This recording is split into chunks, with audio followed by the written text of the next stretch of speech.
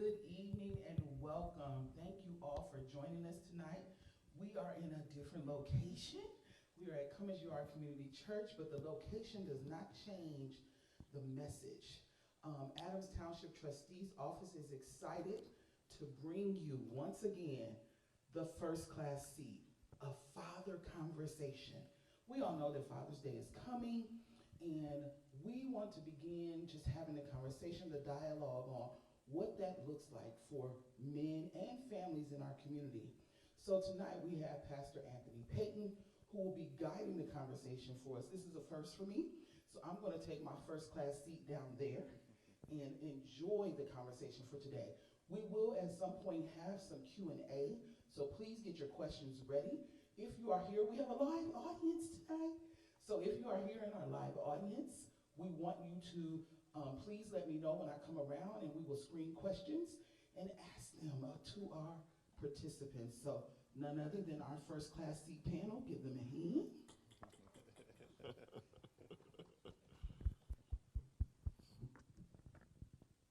Thank you all very much. So why don't we begin by doing some introductions, and starting with my right here, far right. My name is Chad Bauer. I'm glad to be here on this panel. Do I need to say anything? Oh, okay. I'm a firefighter here in Fort Wayne, Indiana, and proud to serve this great community of Fort Wayne. Amen. Amen. Amen. All right, my name is Matthew Jenkins, Youth and Family Director at the YMCA, also a True Fit member, and I am on the board chair for TMYI, which is Terrence Mile Youth Initiative, and definitely honored to be amongst some great gentlemen tonight. So, Amen. My name is Raphael Bosley. Like the others stated, I'm grateful to be here. Have the opportunity to share the stage with such distinguished men. I'm a licensed mental health counselor, and I'm also associate minister. Good evening, Albert Brownlee, pleased to be here. Attorney Albert Brownlee. Thank you for that. But glad to be here. I'm the Chief Compliance Officer for Genesis Outreach, Inc., and amongst many other duties that I serve in not only this community, but down in Indianapolis, where I serve as the Executive Director of the Indianapolis Urban Pastors Coalition. And I'm also the Vice President of the Fort Wayne Girls Ride Board. So pleased to be here. I say Attorney Brownlee because he just graduated, and his resume just keeps growing and growing and growing and growing. Yeah. Let me add some context to this, and then we'll dive right into it. The whole theme, First Class Seat, comes from a leadership book that I wrote several years ago, republished it about 6 months ago. And it centers on me on my way back from Dominican Republic. And I was on my way back, and I got on the plane, and when I got to my seat, there was a gentleman already in my seat. And the other gentleman standing there talking to him said, "Is this your seat?" I said, "Yes, this is my seat." You know, I had that pretty emphatic tone. And it was obvious that the guy that was sitting in my seat was the father of the gentleman that was standing next talking to him. And so the son says to me, "I have a first class seat. Why don't you take that first class seat so I can sit here with my father?" And I went to that first class seat, and I sat there, and I wrestled with enjoying that first class seat because of several reasons. One, I had never traveled anywhere with my father, who had never been a part of my life. Two, I just didn't feel comfortable taking his seat and enjoying it because of that reason. So when we got off the plane, we landed in Atlanta, getting ready to go through customs. And he says, "Did you enjoy the seat?" I said, "Yeah, I did, but you had a better seat, sitting there with your dad." And that has been with me as a part of the fabric of who I am. And anytime I talk about fatherhood, et cetera, there are those of us who didn't have the privilege of growing up with father, and there are others who did, but still have some lingering issues behind that. I mean, so that's my story. That's the context for this talk. So let's just dive in it. And what do you think the challenges are today when it comes to being a father? That's a great question. One, I would say a challenge that I see as a counselor is that there's a lot of men out there, myself included, because I didn't grow up with my father. There's a lot of men that are trying to assemble something without a manual. And so we witness the frustration of that. Yeah. And that's challenging because very few of us have the courage or have the maturity to hang in or endure something. I'll say endure assembling something that we don't have instruction to. I like that. Yeah. I like that. Anyone else? Today, we have all the instantaneous social media and stuff like that. I believe in my heart that the biggest thing that challenges is time, and fathers are so busy now. You just have to carve out time for your child. You have to carve out time, just any way you can. And there's a lot of distractions out there. Yeah. But family is a unit, and fathers need to grab a hold of that unit, protect it. Yeah. There's just a lot of challenges. A lot of challenges. Yes. Yeah. Anyone else? I believe one of the biggest challenges that we face as fathers today and as family units and even with children is just the simple fact of the availability of issues and traumas and circumstances that children can find themselves in just because of the sheer internet, having exposure to things ahead of time, things that we might not have dealt with till we were older. Our children are seeing at much earlier ages, and you can't. You want them to be technologically savvy, so you can't limit them from technology. But at the same time, technology has just considerably transformed their lives socially, emotionally, sexually, and so they're being exposed to things that then now they come home and you've got to deal with things at much earlier ages, trying to find ways to even if they're not getting involved with it, you can't control what happens in schools. And so friends exposing your children to things, and now you're battling, trying to figure out, how do I handle this? Because I didn't, even as a teen, some of these things were still difficult for us to handle if we were being honest. And they're exposed to them, far, far much younger. So, no manual for those of us that didn't grow up with a father. The ability to just log on and get a plethora of stuff that they're not ready for makes it challenging. Being able to balance life, work, family, etc., is a challenge. Anything you want to add to that, Doc? I would go along the lines of the social media aspect. A picture seems to take a place of like the hard work that present parents put in. It's so easy to grab a picture and say, hey, we're happy, but are you really invested in your child? Are you really committed to growing your child? That's one of the biggest problems I see, is that you let that picture paint what people say is who you are.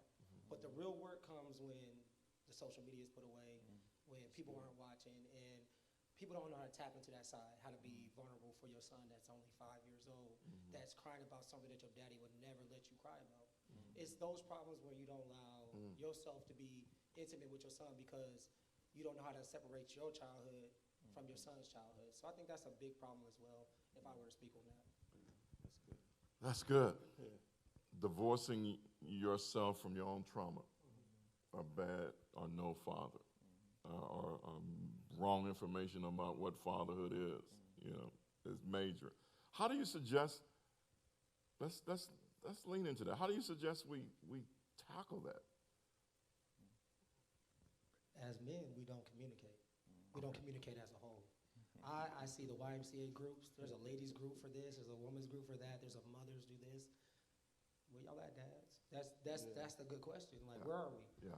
I can, amongst my friends, we keep it in our group text. but do we really hit on the points that we need to hit on? Not until it's overly controlling our mind. That's when we finally say, hey, I need help. You know, I want to get to a point where we have a father's group or a men's group where we're like, what do you need help with? Or that's available to you. Like, this is great. This is a great start, the conversation, but where do we take the conversation from here? Let's unpack that more. What do you think about that, attorney? Well, I was going to come in anyway. But, yeah, no, I totally agree with Matt as far as men not being able to communicate or not communicating well, because we actually do communicate. It's just different. We don't use words. And that seems counterintuitive if you're talking about communication. But a lot of how men communicate tends to be physical. It tends to be the lack of showing emotions, even though we're having an emotional meltdown on the inside. And so one of the things that I've tried to do with my sons in particular is be more vocal, have those conversations, have the uncomfortable talks when they're dealing with things even that we may not have dealt with, or that might border on your own traumas, figuring out, you know, how to separate what I've been through from what they're going through, and not necessarily, you know, I would say that maybe in the generation in which I grew up, you know, and my father was always in my life, but kind of comedic story, but it'll definitely speak to the point.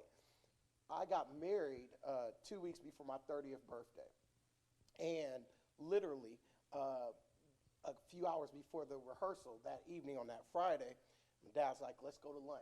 And he takes me to lunch, and we're out at lunch, and he starts unpacking what, you know, the birds and the bees for me at 2 weeks before my 30th birthday. And he's making analogies, which I won't go into on camera.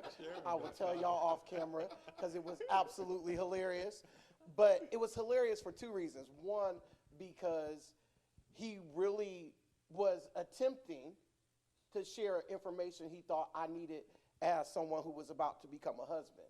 Two, it was so late in life, I'm thinking to myself, you have to know that I know something about this. But part of it is I have to then unpack it. I said, this is probably a conversation his father, my grandfather, never had with him. My dad married my mom when he was 17 years old. And they remained married, and I know that's a testimony in and of itself. But God forbid I married anybody at 17, you know. And so I'm thinking, I'm sure there were very little conversations that his father had with him prior to marriage.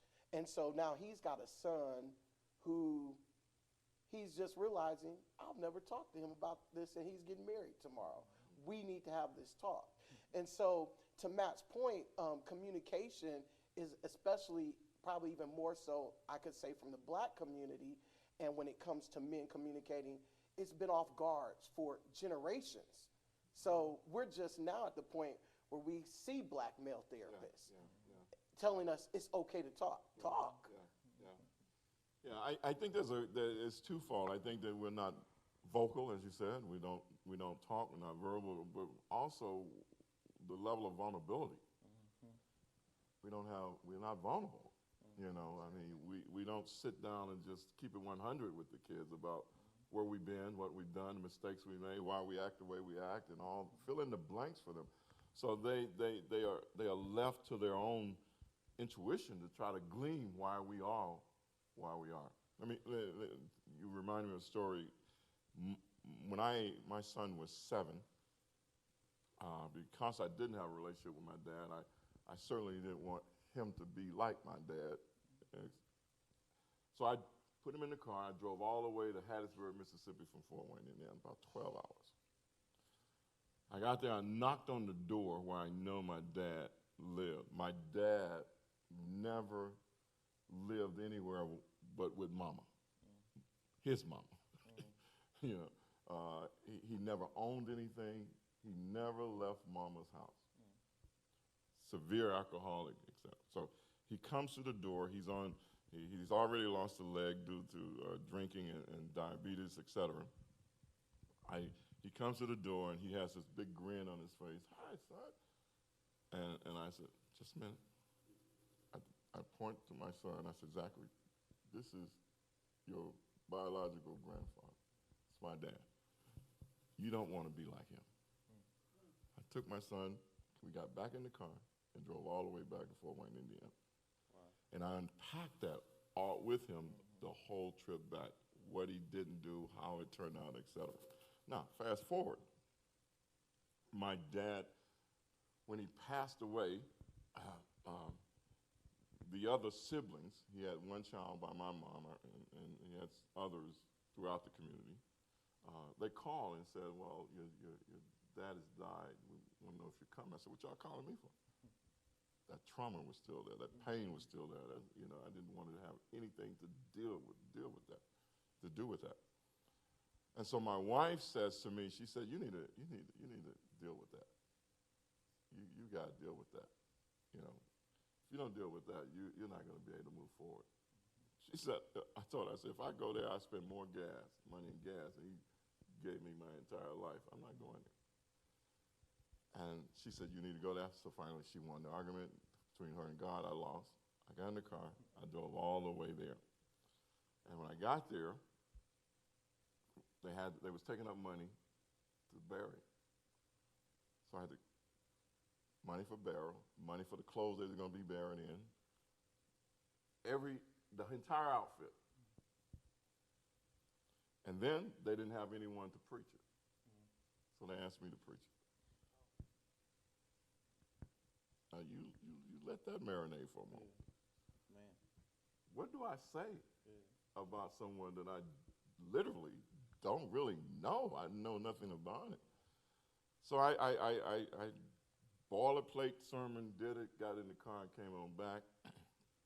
And I never forget, I was coming back and I saw this sign that had something to do with Abraham Lincoln. And it was like the Lord said to me, now you're free. I had to do that. And I think, and I tell my children about that story. I told them about that. Because I think it's important that our children, that we be vulnerable enough to know that some of the decisions I made was based upon that, not to use that as an excuse, but some of the overcompensation of making sure that they had came from that. You know what I'm saying? I should have said no a whole lot, but because of where I came from, I said yes more than I should have said no. Anybody know what it? Yes. Trust me, yes. So I think that a part of being is not only the communication, but the level of vulnerability that we have with our children. I think we got to begin to teach our sons how important it is to be vulnerable, how important it is that we find those core groups and be vulnerable with those guys that are trying to strive for better. That's good. I want to add something to that. One, that's a powerful story, big time. As a counselor, but then also as a dad, hearing you say that, it just puts the spotlight on the fact it's like, man, I really do parent from a place of trauma. And what's interesting, you use that word vulnerability. It takes maturity for a person to be vulnerable. And I say maturity because it takes a level of security to confess your insecurity. And some of us aren't at a place to believe that there's room on top of the table for me to show my kids my secure side, but also my insecure side. Yeah. And so because we don't have the understanding that both fits, we won't show any of it, but just the secure side, and wait for a mistake to put the spotlight on our insecure side, that part of us that we haven't addressed. And what's interesting that you shared that story is I recognize that parenting from this place and not dealing with what you said you had to. You used the word had to. And it just puts the spotlight again on the fact that we don't deal with the things that we need to deal with. And the unfortunate reality that I get a chance to see as a counselor is that what we don't address, our kids reflect. And so, unfortunately, and I know Mike Todd said this, but I'm not sure who he got it from, but he says, whatever isn't transformed is transferred. And that is so true. Yeah, yeah. Is that you're not going to be able to outparent trauma. Yes, they're going to have all the stories of you being a good parent and having all of these positive experiences, all of these toys, but guess what they're really going to remember? The moments that you overreacted. Yeah.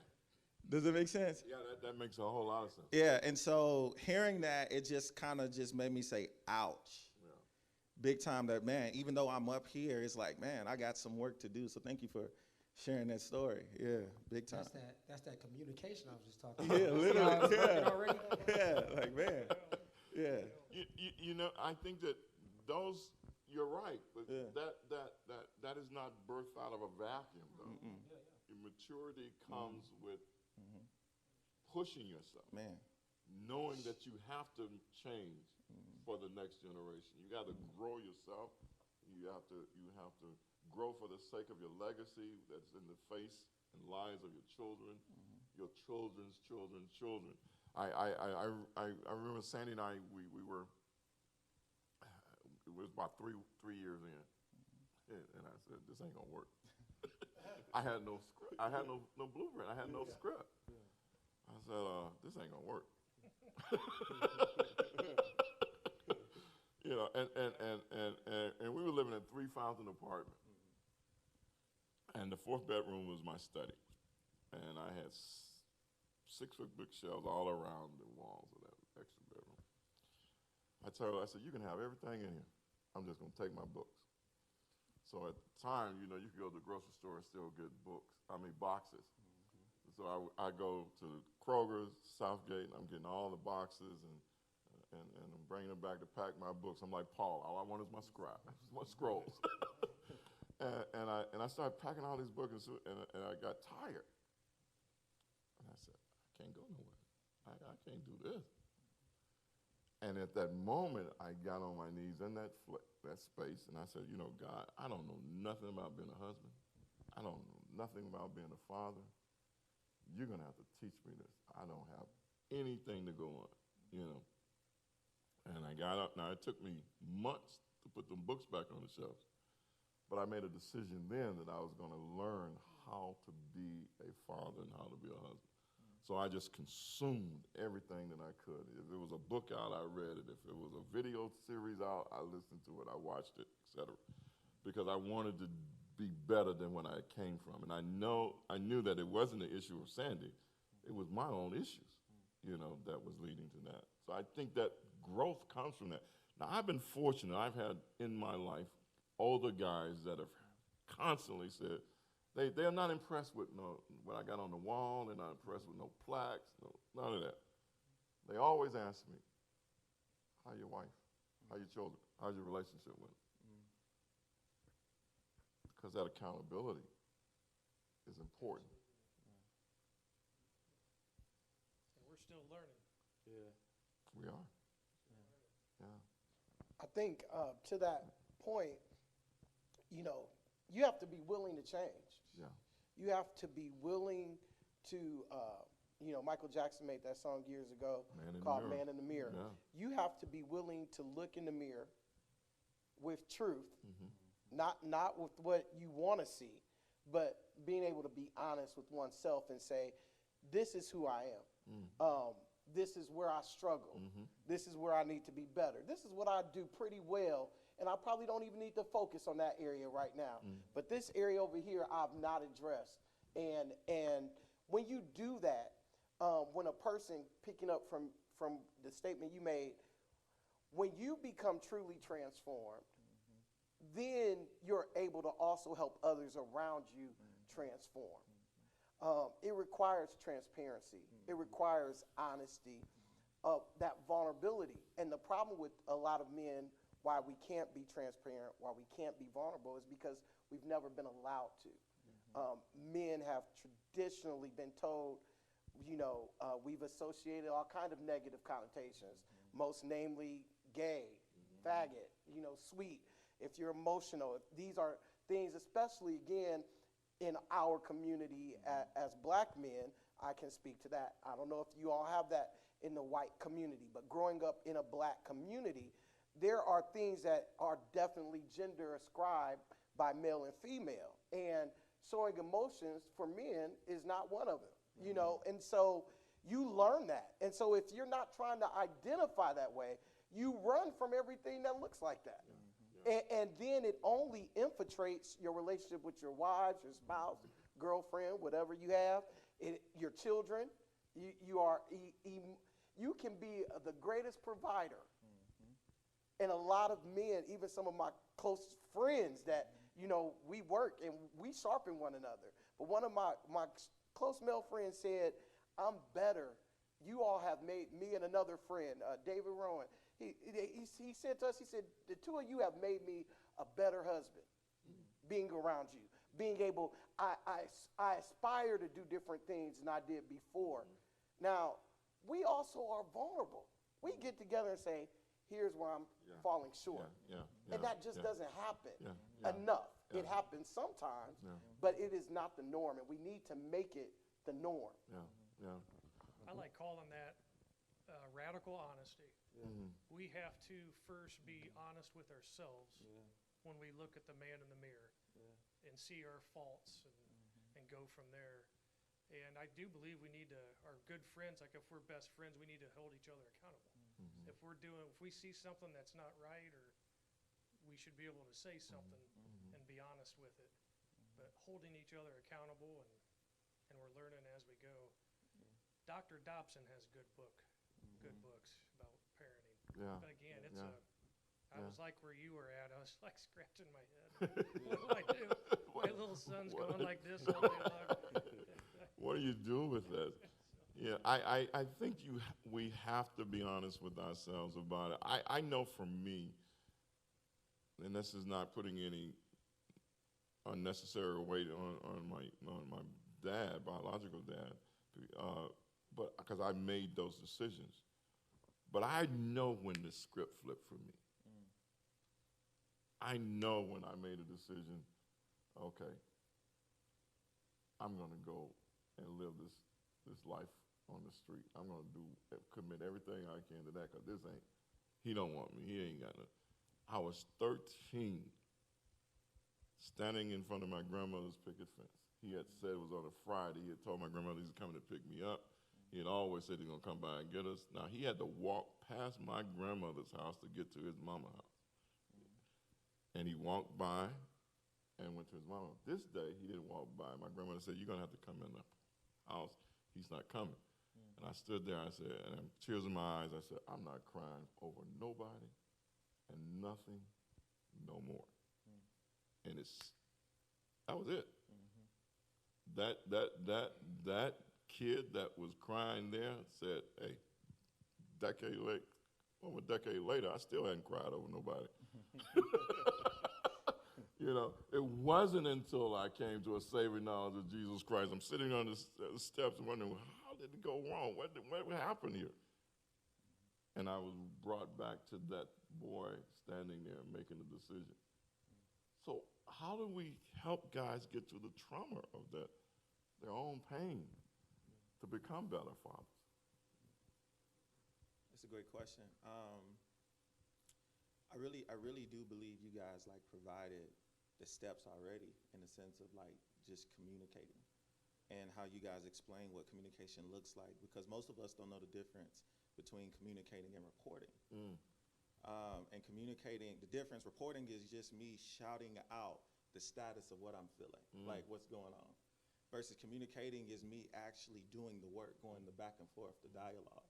And so what we have to do is like this, meaning multiple men, or at least one person outside of yourself, because sometimes you can't trust your own voice.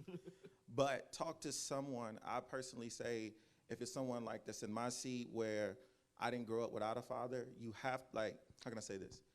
Find a mentor, right? We find a mentor for life, but now find a mentor when it comes to fatherhood. Somebody that you look at and you say, okay, that's a good father. And be humble enough to say, hey, I need your help. Right? And that comes from valuing fatherhood the same way we value public success. All right, because when it comes to that type of financial success, we will seek out mentorship. Yes, we will. But if we value fatherhood, we will do the same thing. That's rich. And so it's a matter of creating this community of like-minded people who have a desire to see you at your best, not just personally, but also when it comes to being a father. And then you challenging yourself to be honest, because everyone around you can hold up mirrors, but if you don't look at it, it does no good. Yeah. All right, and so you get around other people who are comfortable with looking in the mirror and saying, hey, I have a pimple. That is really huge because, believe it or not, most of us don't have the confidence to be the first to do anything. And so we need to be in company with someone who has the personality with being okay with being the first. Not the first just to shout out your success, but the first to say, hey, I'm not the best at being a good father. Yeah, yeah, And then that will give you permission to say, me too. yeah, Yeah. yeah, yeah. Anybody else? Well, I take it from kind of like what you said. You had nothing to go off of. So I have this great opportunity to set the bar for generations to come. That's good, So if right? Wow.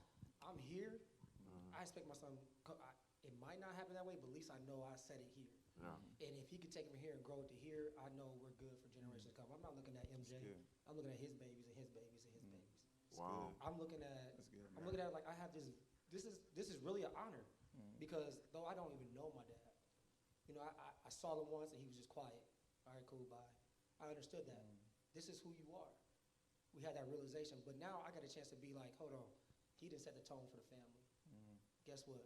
I'm gonna carry this name. I'm gonna do it like this. And I'm not gonna care what y'all think.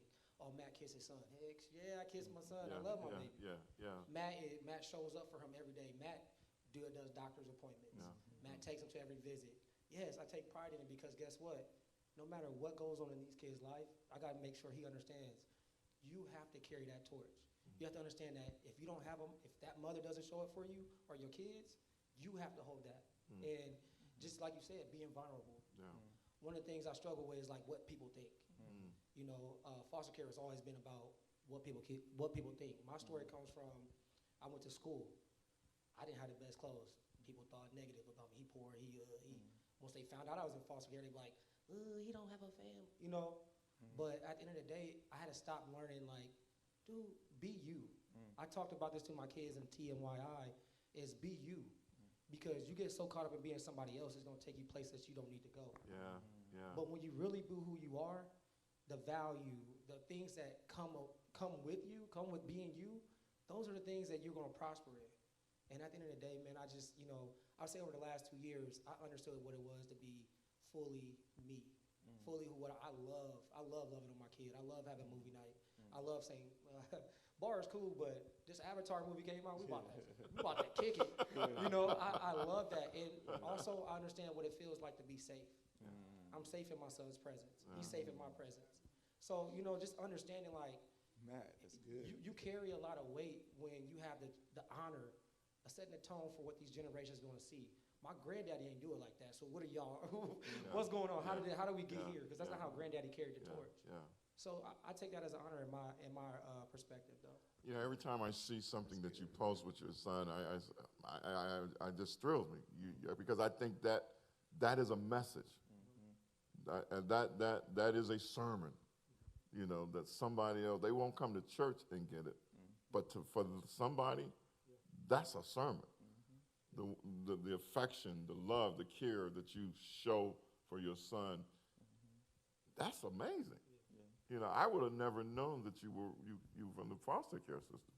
Yeah, I just don't let it, you don't let that wear you down. Yeah. Because like he said, if you don't deal with it, it's going to be transferred to him. Yeah. You know, so one thing I do, everybody like, Matt, your son's so good at sports. That's our bond. That's our time to be like, you have fun? But I look at other fathers as like, they're so like, you got to do it, you got to grind. Hey, baby, one thing I talk about, you talk about the fence, I talk about the stands. I only did well in sports because I wanted somebody to say good job. Because when I look in the stands, I didn't have a person. My boy, LA, he had a person. All my friends had a person say, come on, man, you know. All I wanted was that dad to be like, I saw you, boy, I got you. I didn't have that person. Yeah. So now I'm sitting at my baseball games. My son, good or bad, he look at me and go, I was like, Yeah, you know, yeah. and it reminds me, I see myself in him, like, he just want a thumbs up. Yeah, He wants to know that yeah. I see him. Yeah, And, you know, part of that trauma going through life is knowing that people see me and see me for who I am, not from all that other stuff that I carry with me. They see me for the growth that I'm going to. So, you know, I could talk about that all day, man. It's just a love that surrounds me when I'm in his presence, because I know, like, he's just looking for a joy. I remember when I met my father, he just stared at me at 22. I'm just like, hey, hey, like, give me something. Yeah. He gave me nothing. And in my mind at 22, I said, my son would never feel that. He would never not. As soon as I saw him, that's the first time I cried as an adult. You know, I've been through so much that the stuff that tried to affect me would never make me cry. Man. You know, but when I saw him, I had to cut off my eyes. I was on social media. Don't get it wrong. Oh baby, look at my baby. But I was like, I saw him. I'm like, hold on, y'all. I gotta do my gangster tear real quick, man. Hold on. I'm over here, you know, I'm over here crying and stuff. And it's like, it was the first time I cried joy. Wow. I didn't know what tears of joy really felt like. I've been through a lot of stuff, but at the end of the day, man, I graduated. I did a lot. But that tear of joy was just like, man, all right, I got the honor. I got the honor. And it started right then and there. So thank you. Yeah, I like thank that. you. Yeah. So my son, those who don't know, I tried to be as hand-on dad as I possibly could. He passed away at 20 years old, accidental fentanyl overdose, and I'm trying to. The biggest thing I think we can give them is our time. Yeah. Like what you said, when they're looking up in the stands, there you are. That's the biggest thing. Practices, doctor's appointments, being there for them, showing interest in what they're doing, your son, your daughter. I tried to do the best I could. And I loved my son from his first breath, and I Yeah, encourage yeah. men to be there until I draw my last breath. And I'm not afraid to hold. My dad was an old German Catholic, not really feely touchy, but I don't have any problem giving my son a kiss on the cheek or give him a big hug. Yeah. And I encourage his young fathers time goes by fast. Yeah. Take and grab each moment. Yeah. Yeah. So Yeah. that's a good story. Thank you for sharing. Yeah. Thank you for sharing. When Matt was speaking, the thing that kept, now this is the preacher in me, the thing that kept coming to mind is, you know, Attorney or preacher? That's a very good question. attorney or preacher, right? We'll see how this goes. But, you know, and it was the same thing that generational, you know, and generational curses are real. Things will repeat. And as you're speaking, I said trauma begets trauma. You know, when you're traumatized and you don't deal with it, it only causes you to traumatize others. I realized, and this is going to kind of be, it's going to touch on all points. So my best friend, I've been married 9 years at this point, and my very best friend, his marriage, he had been married, he's a little older than me, so they had been married 20-some years. They was on their way to divorce. They're divorced today. And at the time, he's talking to me, and I know that he's on the outs with his wife, and it's not good. But he's telling me, hey, you need to be honest with your wife. You need to open up this area that I kept concealed to my wife. I'm good. I've moved on. I'm good. There's nothing. And he's like, you need to open up. And I realized that I was traumatized. So I had been molested when I was a child. And that's not a secret to everybody here. Some people it might be a secret to you. But I've been molested. Now, the thing was, I didn't share my molestation until I was an adult. And most of my life, having gone through counseling at some point, I learned that I became the caregiver behind my molestation. So I'm still a very giving person. But in my family, I became the one who presented no trauma. So I excelled in sports, music, academics, everything I touched. I was always excellent, and I was always at the top. And that was the trajectory of my life in my two-parent home, where I had been molested by someone outside the home and didn't even have the words, I don't think, at that point to put to it. It wasn't until my 21st birthday that I actually told anybody, and it was my parents. I was down at Clark Atlanta University, doing well my junior year, you know, big man on campus, and they called, you know, because it's before cell phones, you know, I'm getting my age a little bit. It's in the middle of the 90s, late 90s. The whole phone. Yeah, so they called the student activities phone, and they came out and he was like, Albert, you got a call in the student activities office. So I came in there, I got on the phone, and it was my mom and my dad. And they were like, hey, son, it's your 21st birthday. And he said these words to me. He said, how do you feel? And in that moment, I can only attribute it to that God wanted me to get healed, because it was not what I planned to do. I planned to caregive. I planned to say, I feel great. I'm 21. I'm going to go out and get some drinks with my friends legally tonight. You know, I planned to say all of that, and I opened my mouth, and nothing came out, and tears started streaming down my face. And then that became an uncontrollable cry, to the point where my mom and my dad are like, what's going on? And my dad's like, he's not saying anything. He puts my mom on the phone, and she's like, calm down, you know, trying to calm me. And they're, mind you, I'm in Atlanta, they're in Fort Wayne, Indiana. There's no way of them getting to me. So, you know, from a parent standpoint, they want to know what's going on with their child. Are you okay? What's happening? And I said, put dad back on the phone. And my dad gets on the phone when I finally could say something. And I said to him, I was molested when I was growing up. And from that led me to counseling and other things that I got right there while still a junior in college. But here's the thing, trauma don't just go away because you get counseling. So I learned a lot more about it. I learned a lot more about myself, but I still was traumatized and didn't even realize it. I'm now married. I've got kids. I'm 9 years in, and my best friend is like, you need to tell your wife. Wow. But to your earlier point, I was unwilling. This is the thing that if I tell her, she will walk away from me. Because I didn't believe anybody could love me beyond if they knew my trauma. If they knew this, they could love, like you said, the plaques and the acclaims, and like you said, the people in the stands. I have been used to those accolades all my life. Oh, you're a good speaker. You're a good actor. Oh, you can sing. They could love all that. But if they knew the truth of who I was, and I remember probably out of an act of desperation, because it was now impacting my life. And my best friend is like, you need to talk to your wife. You got a good wife who loves you. But man, you're going to mess around and be in the position I'm in. And I'm like, and really, again, probably more so God than me.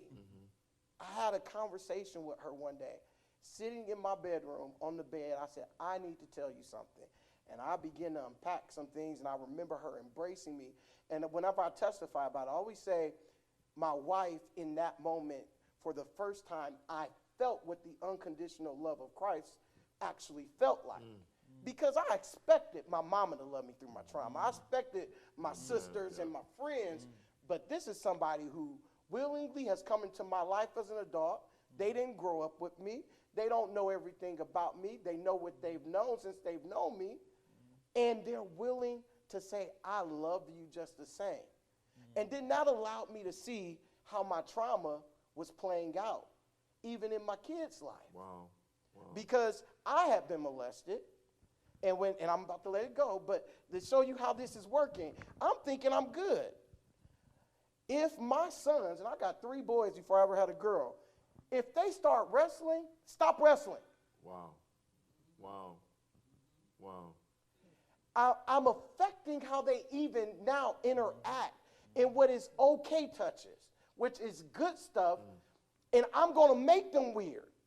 I'm going to traumatize them and have them socially inept what I'm trying to protect, but it was my own trauma. Wow. And so once I unpacked that with my wife, I said, hey, when the kids, I need you to know something I never said to you. I feel weird sometimes when they're wrestling. If you see me tell them not wrestle or do stuff that is normal activity for boys their age to engage in, just tap me or you take over, you know, and she learned how to do it in such a manner that it reinforced me and helped me, but it also normalized things Their life, yeah, for them. yeah, yeah. That if I had never unpacked my trauma, which I thought I had dealt with, if I had never unpacked that with the person who I'm sharing my life with, then our whole family would have been jacked up. And so, I think it's important that, we have to look at all sides of it. Because when we don't deal with our trauma, we end up traumatizing the ones that we're trying to protect in the first place from going through exactly what we've been through. That's rich. Powerful. Oh, nice. Powerful. There's Wow. that honesty. Powerful. Vulnerability Yep. on every scale eventually leads to a more productive, connected father, husband, etc. I see a theme here. I don't know if we got questions or anything else, Anita, but I see a theme here. And that theme, each one of us have tapped into it one way or another, I'm sorry. And that has to do with relationship, healthy relationships that has helped us get to a place where we were better. There's this old thing I learned from my days at part of Promise Keepers years ago, and we had just done some studies, and we determined from that study that 10% people change when they hear the truth. Matter if you're just preaching truth to them, 10% of people will change. 10% of the people may not change. 80% of people change within the context of relationship. Think about that. So in order for us to be better fathers, we got to have healthy relationships around us that pulls that out of us or draws us to that goal. Howard Hendricks used to say that every man needs a Paul. He needs that older guy that's speaking into his life, that's been there, done that, got the t-shirt, got the scars to prove it. He needs a Timothy, someone that he's pouring into. There's a reason why the Dead Sea is the Dead Sea, because everything comes in and nothing goes out. And then he needs a Barnabas. He needs that person that's an encourager in his life, that triad, that mixture. So as we zero in on this a little bit before, how do you see yourself in those relationship capacity? Or do you have a Paul or a Timothy or a Barnabas in your life that helps you get there? Well, from my standpoint,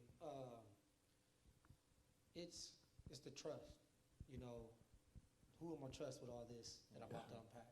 Yeah. I don't have a wife at the moment, but now I'm asking as a person to come into my life and unpack this stuff and trust that they're gonna carry it and do good with it and help me grow from it.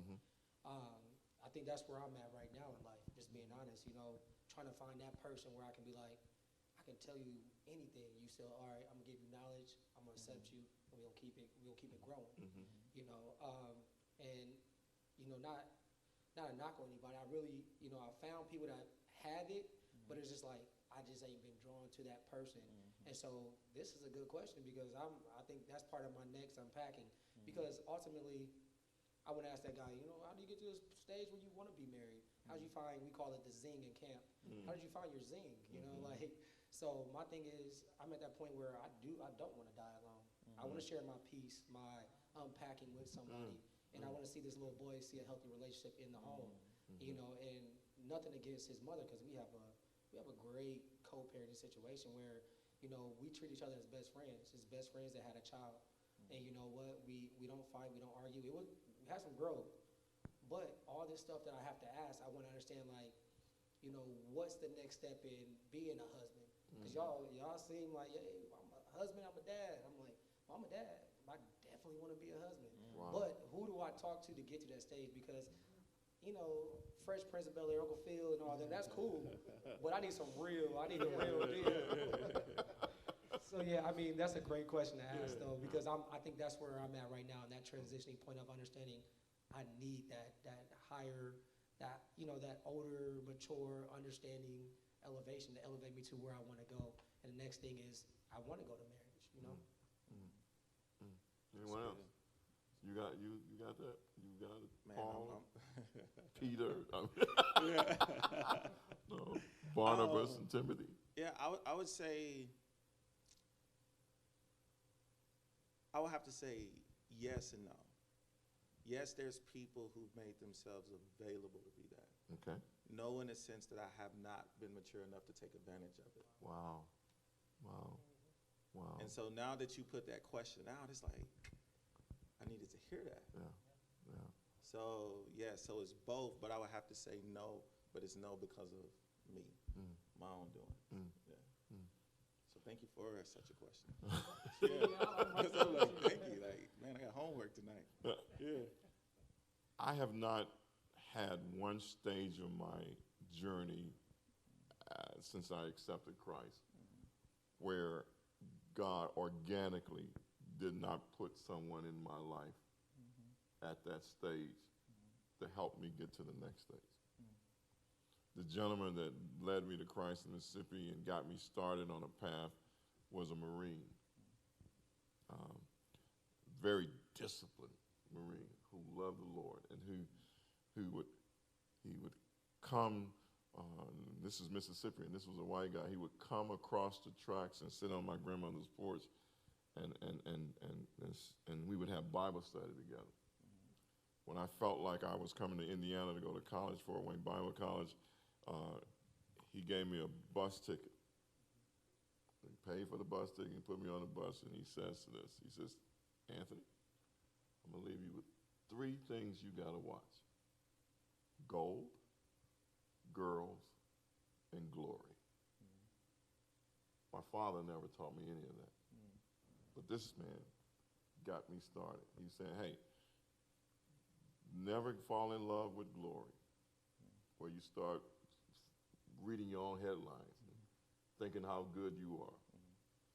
Make sure you don't go around just fall in love with girl after girl. Find your wife. Settle down and do the right thing. And make sure that money isn't the motivation for anything that you do. The best advice I received on the cusp of changing my life and coming here. When I got here and started work, there was a gentleman, Jack Fanning, who owned the company. He came alongside of me, actually made me plant manager of his company and took me to a whole nother level. And then when he was an engineer, Buck was an Marine, but he was a retired Marine. I just use that loosely. Once a Marine, always Marine. But he was an engineer as well. Jack Fanning was an engineer. And the gentleman, the last leg of this race, was a gentleman who also was an engineer. Don't know why I ended up around these all engineers, but God knew I needed the discipline. I needed the focus, the structure. And he came alongside and he would call me about 5 o'clock in the morning, 6 o'clock in the morning. Hey, I know I read that you're doing this, I read that you're doing that, but how much time are you spending with your wife and children? You know, what are you doing with them? You know, they all reinforce what Buck had already established. So I see the value in having those relationships as men, in general, whether you come from a great father or not, to help us get to that next level. Does that make sense? A lot of sense. A lot of sense. So how do we intentionally lean into it? You already said you got to take advantage of it. Yeah, I think you have to be able to identify it when it's there. My father passed in 2017, and before that, you know, my grandfathers, I knew them, but they died really early in life. And so for a long time, I constantly would feel like, man, I didn't get the benefit of being the youngest child in my family. I didn't get the benefit of grandparents. You know, I didn't get the benefit of this. And then when my dad died, you know, being the youngest child, I'm like, man, my dad died. You know, and what I learned is that God, like you said, will strategically put people in your life in the right season at the right time. we have to be able to discern Mhm. who's in my life, Mhm. what role are they to play. This is a father for me. God sat him in my life. Now listen, I've known Pastor Payton for years. I've been to Come As You Are for years, but 3 years ago, on the cusp of, he keeps talking about Attorney Brownlee. I wasn't even in law school, but God strategically planted him in my life before I even applied, before I even took the LSAT. And he laid hands on me and said, none of this stuff had happened yet, and said, you're going to do this. You're going to, and has been, so when I celebrate me coming out, oh, well, he's a part of the celebration. And here's how it works, though. And Denise, Trustee Washington said this earlier. She said, Albert's a dad to the community. And I didn't know that my father was a dad to the community until we got to his funeral. And I mean, men that frat brothers, Carlton and Mabel, great men in this community, getting up at my father's funeral like, this was my dad. When I looked at a dad, this is who, we felt that Gene, Corey, and they called me Terry. Terry had the best life because they had a dad at home. He was just dad for us. But there's guys, countless guys that he coached at Weiser Park, that this was their father figure. And the same thing Pastor Payton is to me. I'm to some of the younger men who are just starting out marriage in this church today. We're all supposed to go back and reach someone behind us. Yeah. And that has nothing to do with age. That has to do with experience. There might be people that you will father who are older than you. There might be people who will sow into you who happen to be younger than you, but they've had some experience. You've got to be able to discern and identify, to Matt's point, who's for me, because he talked about trust. And one of the worst things we can do in closing is put our trust in the wrong individual, because then when someone mishandles you, then you're traumatized, you're broken again. And again, Trustee Washington probably told me about 7, 8 years ago now, but she had a very real conversation with me, and she said, Albert, quit putting your trust in this person, and you won't keep being injured by them.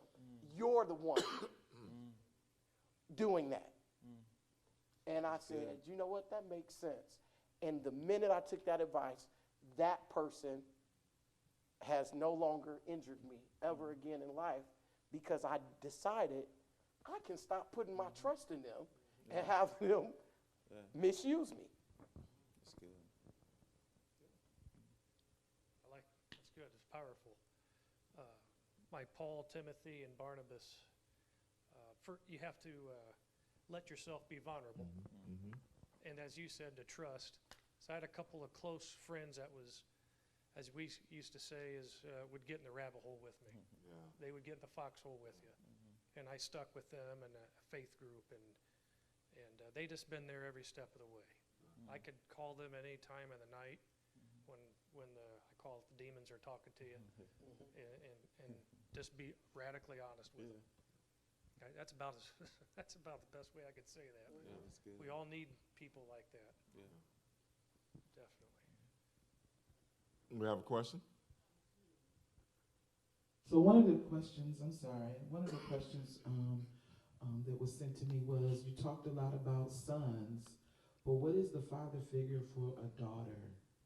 What does that mean to you all, and how have you embraced that to make sure that your daughters and women around you are well? Can I start? Yeah, please. I have 2 daughters, and they're everything to me. I try, again, it's all about time and spending time with them.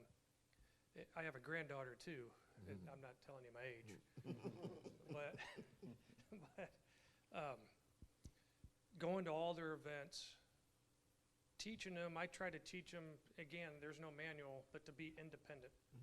And they believe, and they probably correct, that they can do anything a man can do and half the time better. And that's what I try to teach them, and just show them unconditional love. And it's kind of funny, because if I make one angry, she'll tell her sister, then I get a phone call. And the opposite. So I can't, but they're little princesses. I mean, they're everything. I have one biological daughter, but I have daughters.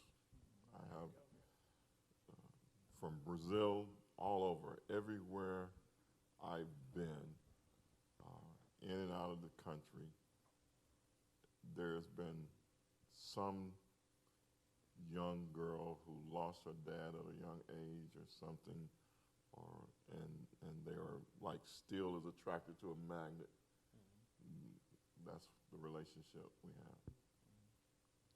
I have one called me the other day from Brazil, Camilla, and she said, "You got lost on me. I need you. Where you at?" And those kind of things. I think the thing that I have tried to do, I have felt that it is my responsibility to set a standard as a man, so that when my daughter or my granddaughters get to that place where they're looking for a husband or someone wants to date them, they are not pulling from air.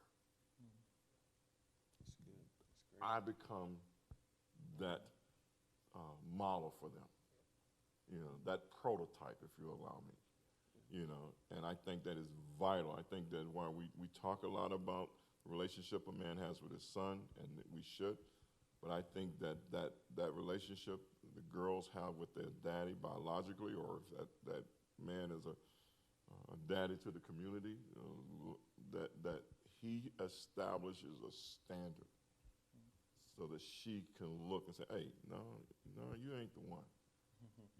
My daddy did this, so he didn't talk to me like that. My daddy didn't put his hands on me. I know you ain't gonna be putting your hands on me." That kind of, for me, that is my responsibility as a father. That's good. I have a bonus daughter, but she's been in my life since she was 2, so I call her my daughter. When me and Jack lived together, she used to come to the house. So it's interesting just because she's 14 now, and in all honesty, I would say I have learned at her expense. So it's just been interesting growing. But when it comes to loving her now at this stage of my life, I think it's like that. It's like that of a gardener a gardener doesn't make the flowers grow, but what it does, it cultivates the ground so flowers can grow. So it's just really, like you stated, like giving a model or modeling or creating an environment for her where she feels love. And not only feels love, but like you say, know how to go look for love. So that's how I've been intentional when it comes to fathering Sydney. I think if the number one need in a woman's life is security, no matter where she may be, the first place she should feel that sense of security is at home with her daddy. That's good. I just want to say, I don't have to speak on it because everything that Pastor Payton said, that's exactly how I feel about my Mackenzie, Grace, my princess. I waited for that daughter to come. I had 3 boys before, but I echo your sentiments. Amen. That's all. I'd like to add this, because when you just stated this, and I didn't think about it until you stated it, when it comes to being a father figure to daughters. As men, and I can't speak for everyone, we do lead with making sure we protect them physically. But I think a piece that we miss out on is protecting them emotionally. And so I personally think that's how certain guys or individuals slip through the back door. Is that they're protected physically, but they're not protected here. So that's usually how someone kind of gets in. So I just wanted to just kind of throw that out there. That's a good point. Good point. Great point. Okay, I don't have a daughter. I want one day. That's I think. Hold on. I think I want one.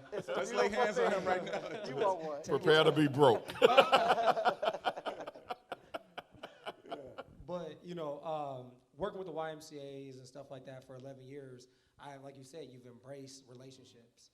And then having my brothers who have daughters as well, I take them as they're my kids too. If their daddy not around, here I am. But one thing I've learned that's been really crucial with the young ladies is allowing them to grow. You know, you want to put yours. You can't have this. You can't have that. Why? Why don't you ever ask them why? So I've learned to ask these girls why. Why do you want a boyfriend? What things do he? What does he do for you? Why do you cry when I'm not around? Why are you? And they open up. They open up when you treat them fair. If you give them that, they gonna give you. If you open up and you're fair, vulnerable as we've been talking, they will be vulnerable back. So the things that you don't see, like I love it. I have this girl named Amira. She called me Uncle Matt because it's just like I'm gonna check on you. Who's this boy I heard about? You know, she's like, how you know? People, girl, you know, people talk. But I check her and it's like, why? Why do you like that? And I let her have it. You know, I'm not in the back of my mind like I don't want to have no kid. I don't want you to have no kissing and all that. But I'm more so like I'm gonna let you have it because it's a part of the process. And I'm trying to understand you, and I want to build your trust so that when you see me and you see me growing, back of your mind, well, Mr. Matt really want me to talk about this boy? Nah. And then another thing is I do get when I'm talking to them is like a lot of these girls don't see healthy at-home relationships. Yeah.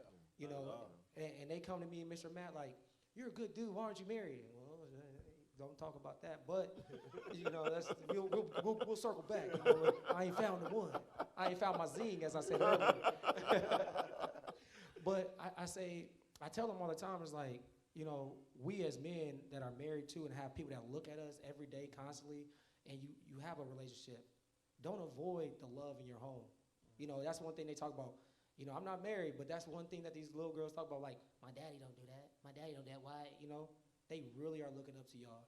So those fathers that have daughters, bonus daughters or whatever, that's also a pride thing. Like, hey, be prideful. Like, this is they got to see me love on my wife. They got to see me, you know, nurture her and, protect her like you said.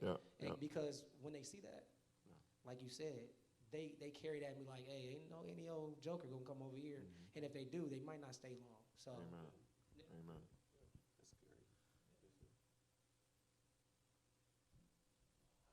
Pastor, we talked just not too long ago about that Paul relationship, and one of the things I struggled with was looking for a variation of people to pour into me, to mentor me, and I came to the realization recently, like God told me, like, you don't need to go searching for all these mentors. You have it in your pastor. And I think what most young men struggle for is that Paul that will pour into them. Most have an encourager, most have, those people that they can pour into, but most men struggle with that one that will mentor and pour into them. And I think that's because most of us don't know what to look for. So what are certain qualities that you look for in that man, that Paul, that will mentor you? Well, I think that there are some foundational attitudes and dispositions that they got to have, and I want to start there because I think that there are nuances based upon your need, Paul. But here's the foundational things that I've learned. Number one, character. I gotta believe that what you say, because I see the life you're living. Character is fundamental. Without that, nothing you will ever tell me, there's no course of correction you will ever give me that will amount to anything because I see that you are jacked up or you are not consistent or you are a hypocrite about your own stuff. So I think character is number one. Two, compassion. None of us are going to get there overnight. I need to know that if I miss it, that you still have the capacity through compassion to stick with me, to help me hit it the next time. So character, compassion. And then another thing that I think, certain mentors or certain Paul come into your life because you have a particular bent, So they have the competency that is needed to help you. If you're an engineer, for instance, I throw that out, you want somebody that has that bent that can help you get there. So when I look, when all these people help me, so I think those are three fundamental things. Now, third thing is vitally important too. I think a mentor has to have enough vulnerability that he can handle being corrected by the one that he's mentoring. Because you know you're not going to always get it right. You gotta have humble enough to where you can be corrected.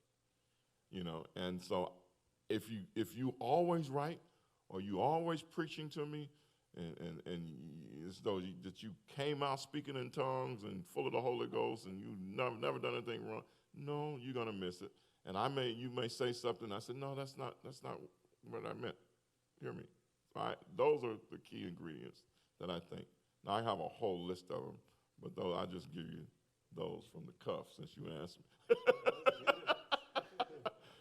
I think another C that you could add to your list of C words. Okay, So you picked that up, didn't you? Y'all saw how that flowed out, right? They all just happened to start with C, you know. That's the power of a good seasoned speaker. He's like, I'm gonna make this stick. But another C that really came to mind when you were speaking is consistency. Yeah. And that's and I'm gonna use your word because you said there's a lot of people around me who are encouragers. Mm-hmm. That's the difference between an encourager and a mentor. Mm-hmm. Anybody can drop a nugget in your life, a powerful word for a moment. I need a mentor is someone that sticks with me consistently. They're walking with me.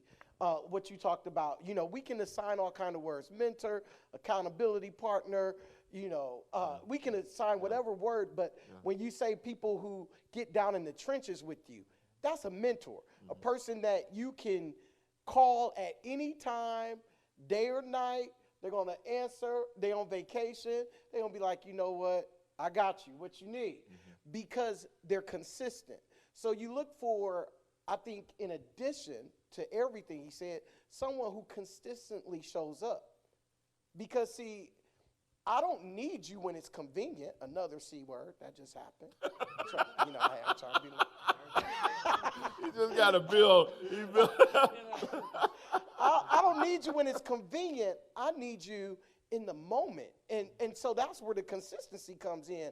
Because typically, in any of us that have been in, and I see Trustee nodding her head, because she's a mentor to women and girls in the community. And I think, and what you know when you mentor someone, you know that 9 times out of 10, my best work is done when it's not convenient for me. That's exactly right. I'm on the way, walking in the door tonight. Pastor said to me, has such and such called you? It's a person that I mentor, a person that he mentors. I said, they called, but I was in another meeting.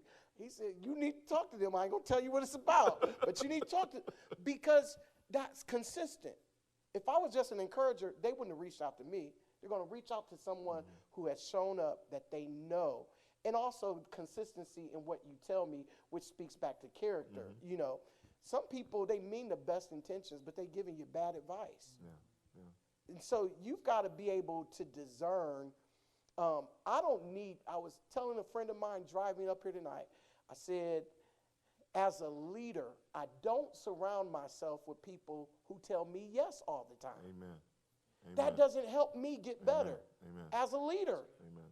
I need people around me who are willing to confront. Come on here, preacher. No, let me stop. But you need people who will confront. Watch this. Challenge you. All right, I'm done.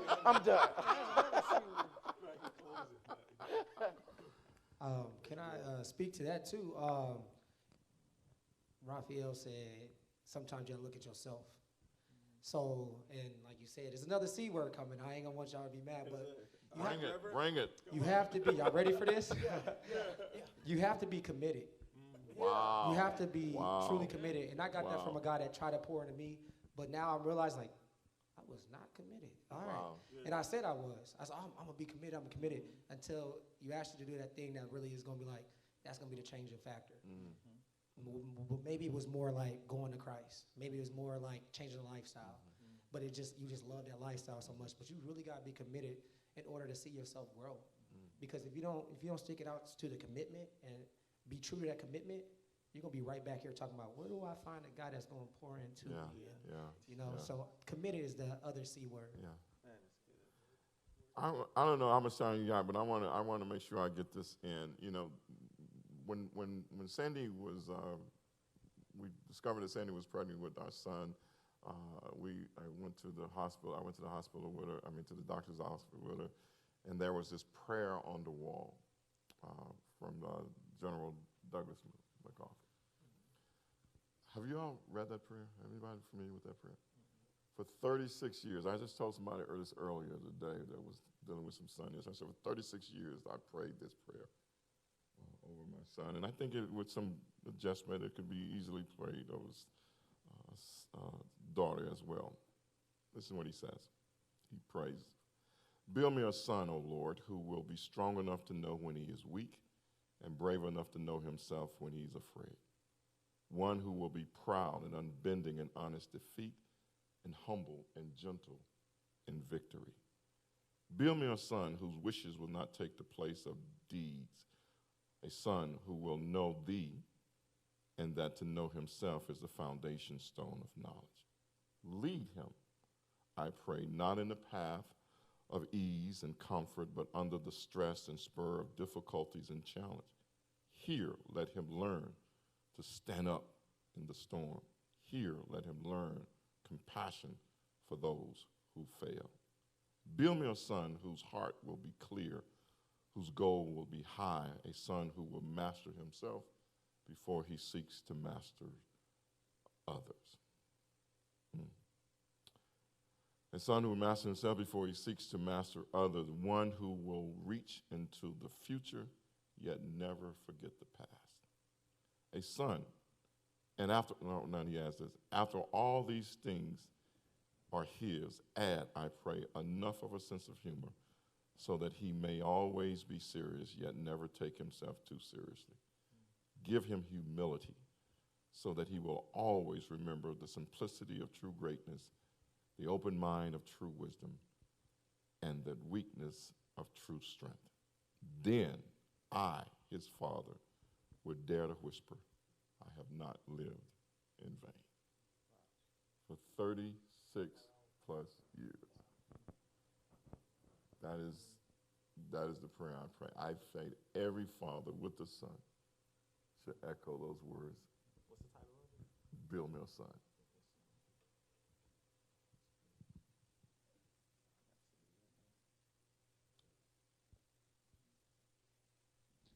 Well, I just want to say, thank you all for joining us tonight. Literally, I couldn't have set this up better. And so I appreciate our audience that is here, and also our Facebook audience. Here's what I want to make sure we understand. Sometimes we hunger for a higher seat, and we have the first class seat.